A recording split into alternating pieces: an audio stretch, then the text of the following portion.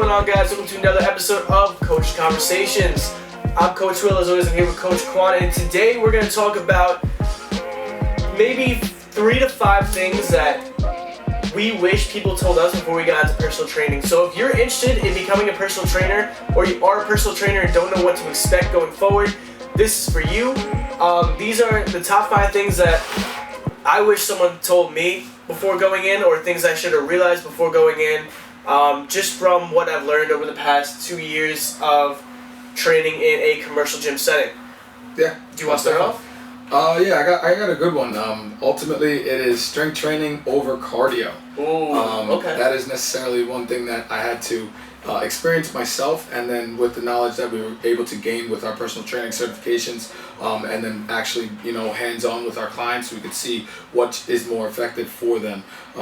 So that's why strength training over cardio is one that I emphasize. Not that we're not going to do any cardio, because cardio is really good for your heart health, but I'm trying to make this more consistent for you. So if I had you coming in, meeting me, and I had you on the treadmill for the full hour, I don't think you're going to keep coming back. I don't think you're going to sign back up with me as a trainer, or you're not going to be ready to go to the gym just to walk on the treadmill or run on the treadmill for an hour as your workout. Compared to strength training, you could come in 15 minutes, 30 minutes, 45, an hour, even longer, and get a good effective workout, build that muscle, start affecting your metabolism in a good way, compared to doing a whole bunch of cardio to strip that body fat off your body.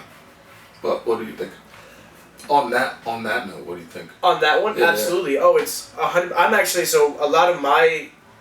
I was more the opposite, where I was actually trying to learn how to convince people to do cardio and to do other things, because that's not my wheelhouse. I was a skinny kid.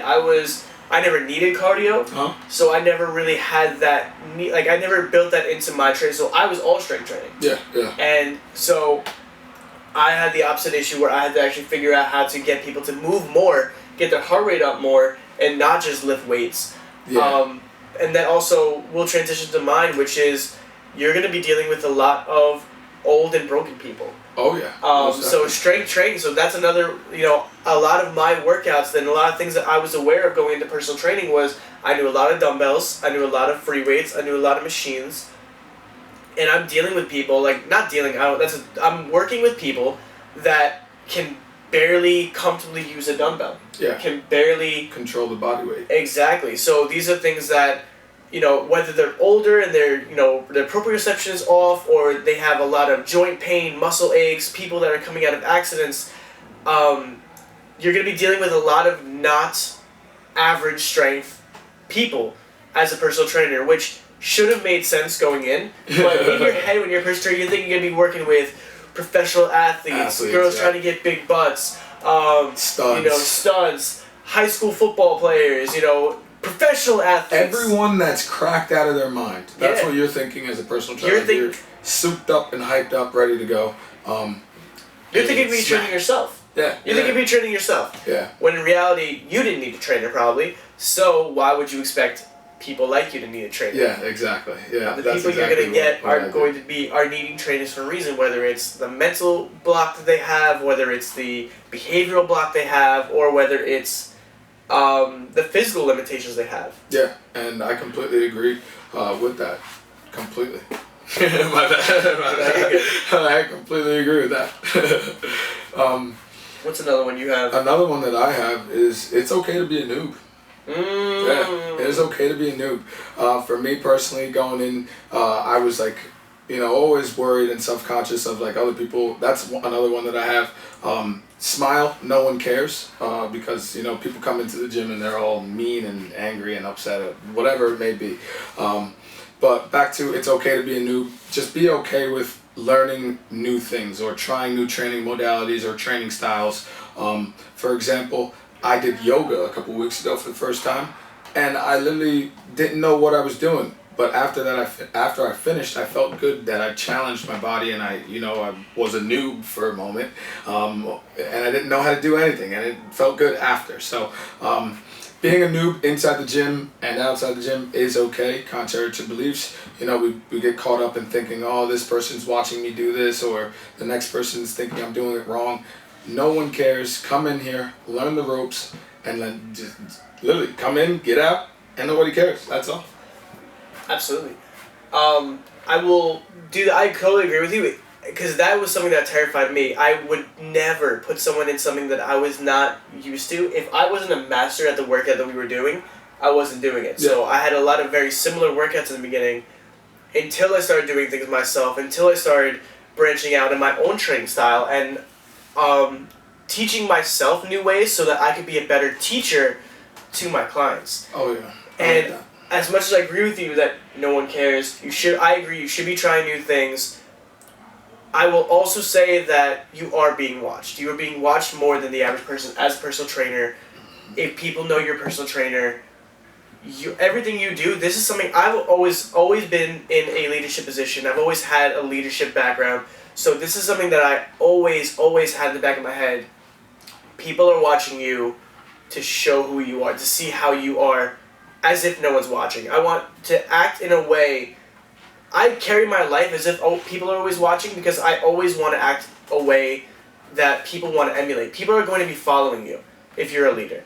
So the way you act in the gym, if you don't have proper gym etiquette when you're doing your workout, people are going to see that and people are going to react to that when you're a trainer. If you're slamming your weights, if you're over the top screaming when you don't need to be, if you are not cleaning up your weights after yourself, if you are being rude to other members as a trainer in your own gym, as a business perspective, you're a moron. As a person, you're not a good person.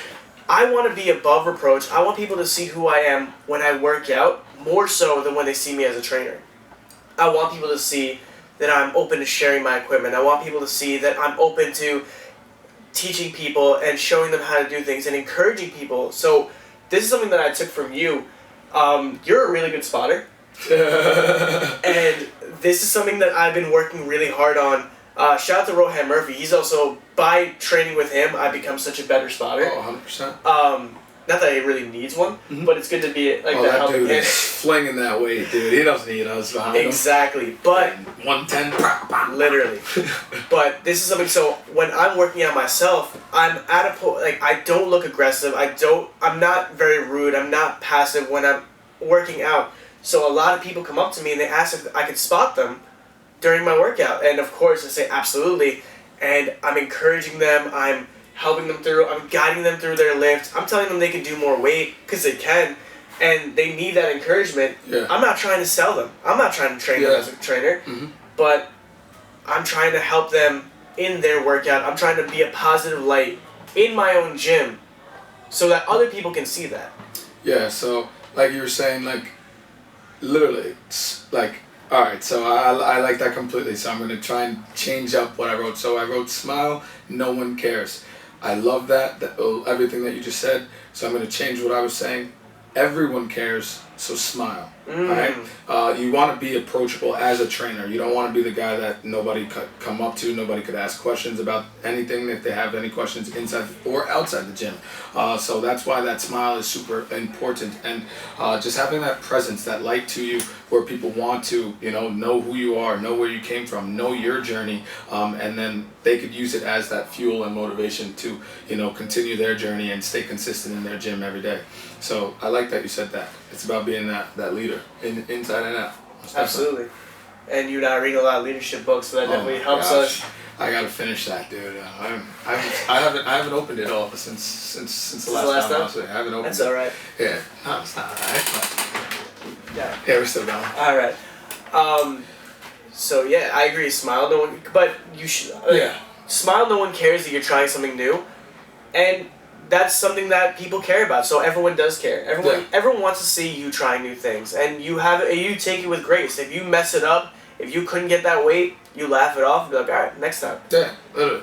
Perseverance. What are you gonna do to get through it? Absolutely.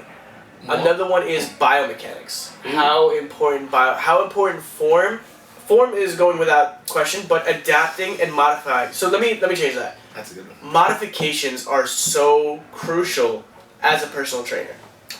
Being able to modify any workout, or being able to go over a workout and find something that is equivalent and as helpful. So perfect example. Let's go back to our mobility deficient and our age restricted clients. I'm not putting my 70-year-old guy on a deadlift. I'm not expecting him to do snatch and cleans. I am going to help with his posture though. We're going to do lower back extensions. We're going to do plate raises to get your lower traps up. I'm going to be doing a bunch of different things that are still going to work the same muscle groups as a compound lift like a deadlift, but not going to put him in jeopardy. Yeah. A lot of people, I know people personally that tore muscles and got seriously hurt because a trainer didn't know what he was doing and pushed them to a point where they weren't supposed to go. One of my friends who I train, his entire trap tore because he was trying to do a pull-up and he just was too heavy, and rather than modifying the pull-up, the trainer just pushed him and pushed him and pushed him and told him to keep going, and he just ripped him up. Yeah, and now that's no good. Now I, as a trainer that knows what he's doing, at least I try to, am rehabbing his trap, rehabbing his shoulder, and building up those muscles in more safe ways. Yeah, but that could have been easily avoided had that trainer known biomechanics, had that trainer known adaptation to workouts. Big time, and that's super important as a trainer, being that we're working with many different people of different ages, different everything, literally. But I like to touch base on that too because that's really good, being so that I fell victim to that myself, and I still am Advocate? I still am a advocate. Like, what the heck? I'm still an advocate for doing such things as not really focusing too much on your posture and form if we're doing straight like conditioning body weight exercise days, like stuff like that. If we're going to go to, like, I want to start doing workouts out at the park and beaches. Let's talk about my muscle connection. My muscle connection is so incredibly important because you're going to have a lot of people that have a lot of, they're going to be at different levels of understanding their body. So this is something that really shocked me in the beginning because in my head I thought, I always knew how to do a bench press. I always knew how to do a bicep curl and feel it properly. You forget, you're so deep into training by the time you become a personal trainer, you forget that a lot of people are starting with nothing. They have no physical fitness. They have no understanding of weight training. So understanding mind muscle connection is so important, and also understanding how you get your mind muscle connection might not be the way they get the mind muscle connection. Love that. How you teach someone is so important because it might be a different teaching method than how you were taught. So some people we all know about the different styles of understanding. There's visual learners, there's auditory learners, there's kinesthetic learners, which is feeling, trying it out themselves. I need all three. Yeah, no, some of us. I need all three, guys. I'm not gonna lie. I'm shot over here. I don't know if you were ever taught the EDGE method. So EDGE, EDGE. Let me bring back my Boy Scout days. This is how I live my training through, like how I teach people to work out a muscle. It's educate, demonstrate, guide, explain. Beautiful. I remember you talking to me about that when we first met. Like, if you cannot explain the workout, you shouldn't be doing the workout. Absolutely. That was fire. Yeah, I still stand by that. That's why there's certain workouts that I don't teach because I can't explain it clear enough for me to understand. Yeah. I get that. So it's how I train everyone. When I first am showing them a workout, I'm going to educate. I'm going to explain it to them. Explain what workout we're doing. We're doing a bicep curl with dumbbells. We're going to be alternating left to right. We're going to keep our core tight. We're going to keep our chest up. I'm going to keep my elbows on my side so I'm not activating my front delt during the bicep curl. All right, now I'm going to show you a couple reps of me doing it while I'm continuing to explain what you're doing. That's demonstrate. Now I'm going to guide you. I'm handing you the dumbbells. You are going to do the bicep curl, and I'm going to show you where you might be using your back, where you might be doing your, where you might be activating your shoulders. So I lied. Now that I'm remembering it, the last E is empower. So it's empowering someone to either teach someone else or for them to do it on their own. Love that. So it's educate, demonstrate, guide, empower. So now that's why I want to demonstrate it and guide you to the point where you could do it on your own, because at the end of the day, That's my goal as a trainer, is for you to be able to empower yourself to do a workout on your own. Yeah, I love that. That's a good one. Thank you. That's really good. I like the mind-muscle connection. And I got one more to bounce off the mind-muscle connection because Absolutely. That's something that I'm still working to get my nutrition certification. I definitely gotta, snag that. But along with the mind-muscle connection, food is fuel. So I say food is fuel because it's not just food. It is our energy. And what do? We burn energy. What is calories? It's energy. You know what I mean? All that stuff. So long story short, food is fuel. Understand that you are not necessarily doing this diet for any specific crazy reason, unless you have like a wedding or something where you have to go on like a crazy diet. But eating the correct foods to properly fuel yourself inside and outside the gym, just throughout the day entirely.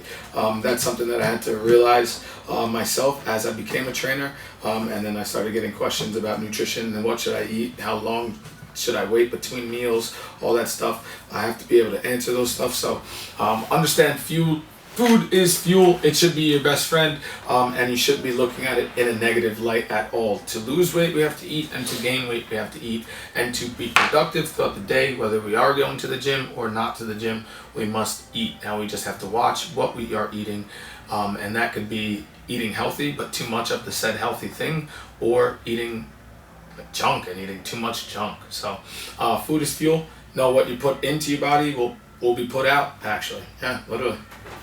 100%, and I'm so glad you said that, because now that actually makes me transition. So while we're talking about nutrition specialists, if you're just a personal trainer, I'm going to say this as bluntly as possible: know your place when it comes to nutrition. And by that, I'm saying, just like how your workout style might be different than one of your clients, your nutrition might be different than one of your clients. So you can give them, as a personal trainer, not a nutrition specialist, as a personal trainer, you can tell them what you do to eat, what you like to eat, what helps fuel your body, but also have to educate them and give them the understanding that that's not for everyone. I'm not going to sit here and tell everyone to do the same meal plan as me, because it's not going to work for everyone like it did for me. One, some people might need to be in more of a deficit than me. I need to have a higher amount of calories. If I'm telling one of my ladies that's trying to lose weight, yeah, you should be eating 2,500 to 3,000 calories a day, you got to get 300 grams of protein, things like that. That's stupid of me, because that's not going to get her to her goals. You need to understand your scope of knowledge, your area of expertise, and you have to admit when you don't know what you're talking about. Yeah. You have to be humble enough. Yeah, literally. Every time. Anyone that's recommended that wants nutrition, poop. And even me, I'll give my recommendations, I'll give my understanding. Right. But I will also admit, like, hey, listen, like, so perfect example, someone came up to us while we were training, one of my old clients, and he said, do you know anything about the GATE method of training? I said, no, but I'll gladly look into it for you, and I'll get back to you. You need to know, I'm really good at making up quick lies. I speak a lot, so I'm really good at just finding words to make it sound like I know what I'm talking about, but in reality, if I don't know what I'm talking about, I'm not going to give you advice, or I'm going to give you that header, like, what I can guess is this. Do I know? Not necessarily. So that's very important, is knowing your place when it comes to what you could say, your nutrition and all that, and your client's nutrition. It might be different than yours. So don't just give people generic advice. Even with the workout tips and guides too, being inside the gym and outside the gym, it correlates everywhere, Absolutely. I have one more. Do you have any more? I'm all good. I think you got one more, but I have to run in a little bit. Yeah, so we'll wrap it up right here. So this is the last one. Yeah, we got 5 minutes. Oh, you're good. So yeah, we'll wrap up with this. This is the most important thing that I had to remind myself, and I had to learn, and I had to disassociate. You might be more involved in your client's success than they are. You might have clients that really are hoping that you're going to just magically get them to lift the weights and magically get them to get to their goals without the effort on their part. So do not get discouraged if your clients aren't getting to your goals. Your clients are probably going to blame you a lot for not getting to their goals. You can't take it personally. You need to understand how to get them to figure out their goals for themselves. You can lead a horse to water, but you can't make it drink. Love that. This is going to be something that is going to make or break personal trainers. They are going to give up at personal training because their clients aren't reaching their goals and they think it's their fault. It might be your training style might not be effective and they might need a different trainer. But just know that there's a reason why they hired a personal trainer. They don't have the motivation to self-regulate, to get themselves to the position they need to be, or they don't have the knowledge. That's where you come in. You can give them all the knowledge in the world. You can train with them as many times as they want to train with you. But if they're not willing to sacrifice a little bit more outside of you, they're not going to reach their goals, and you need to not take that personally. I love that. That's a great way to end, so I'm going to leave it at that. Thank you guys so much for watching. As always, new videos every Tuesday. We are going to be posting regularly. We're going to be posting more content on our Instagram, more brief synopsis of these workouts. If you want to follow us, our ads are going to be down here. If you have any suggestions for videos, please comment them down below or DM us. If you have any videos you want us to react to, we want to get started with that. We're just looking for videos. Yeah. If you have anything else that you want to talk about, please let us know and we'll be happy to talk about it. But until then, I'll see you guys next week. Peace.